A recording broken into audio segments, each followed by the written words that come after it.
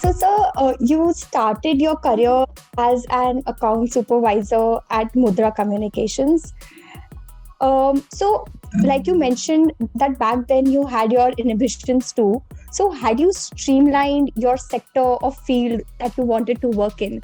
Because what happens is most of us, we have specific preferences in terms of roles or organizations while we are entering the corporate world. And then within a short period of time, we end up changing either the function or the sector again. So, can you relate to this? And how long did you take to actually zero in? See, whenever I go to B schools and I'm trying to tell uh, people who are passing out now how to really choose career options, I tell them don't go and choose a job. Go and choose an organization where you can build a career. And I'll try and tell you the difference between the two. Earlier in your career, do things which expand the width of your experience and width of your horizon. Yeah. What most of us end up doing is we want to get to specialization very, very quickly. Yeah. Just like a medical education, you do 5 years of MBBS, 2 years of work, and then PG, and then super specialization. Yeah. So by 35, a doctor is really ready to do specialized work. Otherwise, he could also work as a GP. Now, why am I giving you that example is because the field of business is mostly common sense, highly commonsensical. You're not sending a rocket on moon. You're actually dealing with products. Yeah, the 4 P's or 6 P's of marketing. You're dealing with human behavior patterns. You're dealing with consumers. You're dealing with emotions at the end of the day.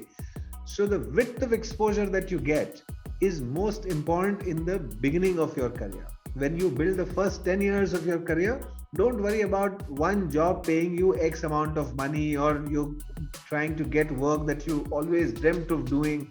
I always say that first 10 years of your career is about executional leadership, not about strategic leadership or thought leadership. It's about executional leadership. It's about being able to do the work in a manner which is most efficient, yeah, as well as effective. So trying to learn how to do things well.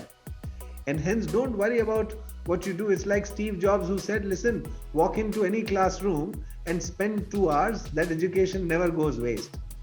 So in the first few years of your career, try and see if you can challenge yourself to do things that you are uncomfortable with. And that discomfort is what will help you discover your strengths.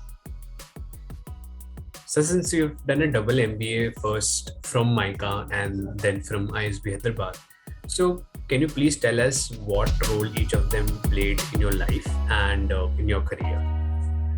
In retrospect, all of us have 20/20 vision, right?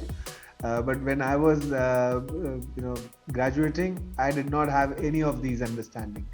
Now, one thing all of us must appreciate and accept, that in India, we have brought down the level of undergraduate so much that after finishing your undergrad, most of the students believe that they haven't really finished their education. They're not good for a quality employment, and hence we end up doing another degree, right?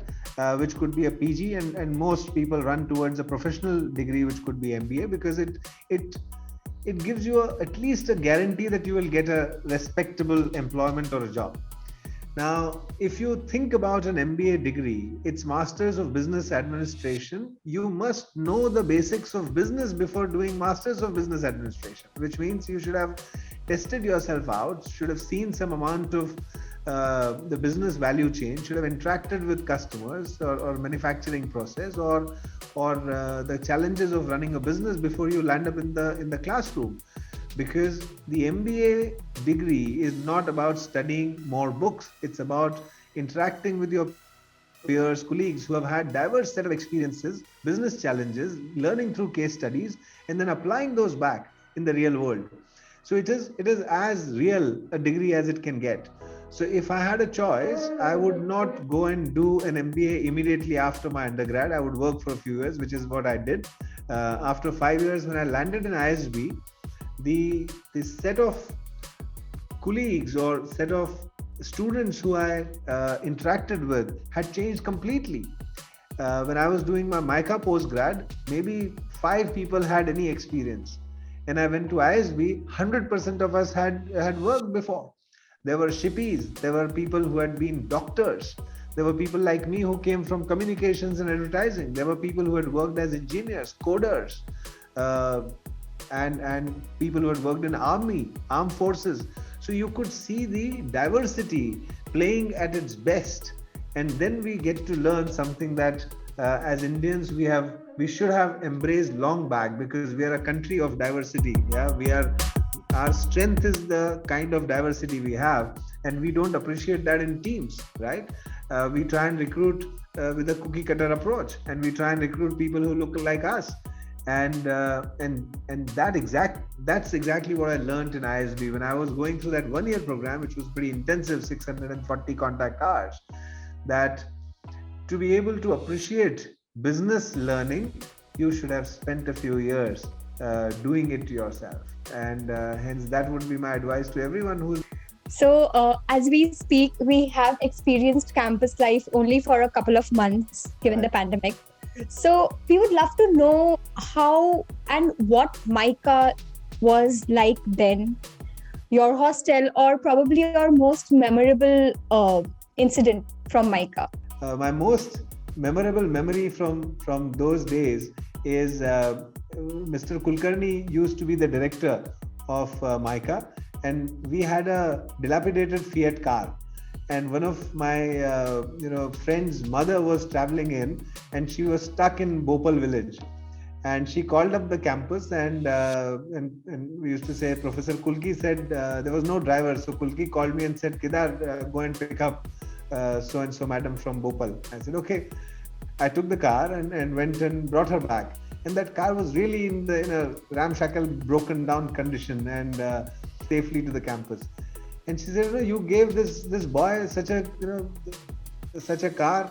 It was so difficult to get here. And Kulki very nicely says, he was the only guy who could have driven that broken car, and you were stuck. So I sent him. And those days, most of us didn't have any vehicles on campus, no cars, only cycles some of us had. And the food contractor used to have an auto. And because I had a license, and driving an auto rickshaw is not easy, especially when instead of 3 passengers at the back, you have 6. And I used to drive that auto rickshaw from Bhopal to from Shela to Bhopal, and come back in the evening and so on. So those were really, really lovely memories. Nothing to do with the course, nothing to do with the grades. It was these, it were memories like these which made MICA worth it.